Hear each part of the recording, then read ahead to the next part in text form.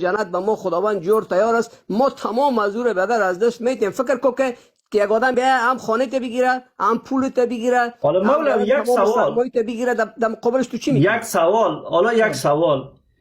یک مرد مسلمان، ما آخوند گی داریم، ملای گی داریم، ملایی که تنها با مردها، در بهشت او چی کار میکنه؟ بر از او در بهشت سعی کنین برای که ما 70 دور داریم.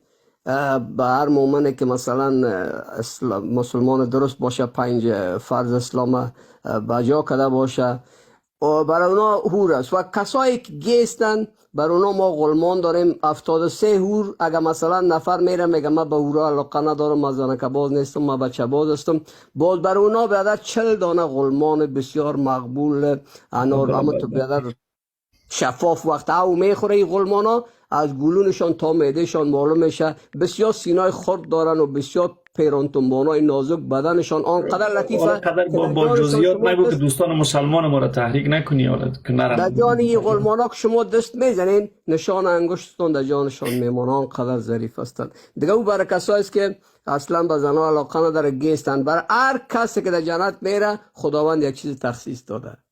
شما را امیال ما تقاضا میکنم توبه کنین. امیال اون وقت است هم از گیا میمونین، هم از اورا میمونین، هم از مزای جنت میمونین و در بدلش بیادر شما میرین. شما در دوزخ بیادر مثل مایی در کرای چپه و راسته میشین و ما بیادر در جنت عشق میکنیم. زیرای درخت خو هستیم، اورای ما در بغل ما را مساج میته. شما از اون طرف جنت چیغایتان میایه و ما بیادر خنده میکنیم. به حالت خدا باز ما در اون وقت باش تو خود گریان و فقان خود چیغ که مولوی کابلی اسم بگی، ما بگویم یادت از تیک تاک چطور بود؟ باز چی جواب میتی؟ حرف درست است، واقعیت حرفی وجود نداره.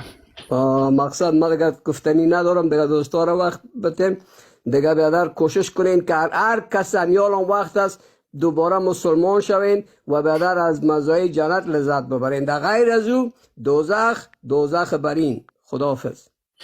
اوقات خوش باش که یک نفر که ما بارهاست میگم که تو تصویرت را تبدیل کو، باز ما تو را بالا بیارم، بازم کامنت داده روان است.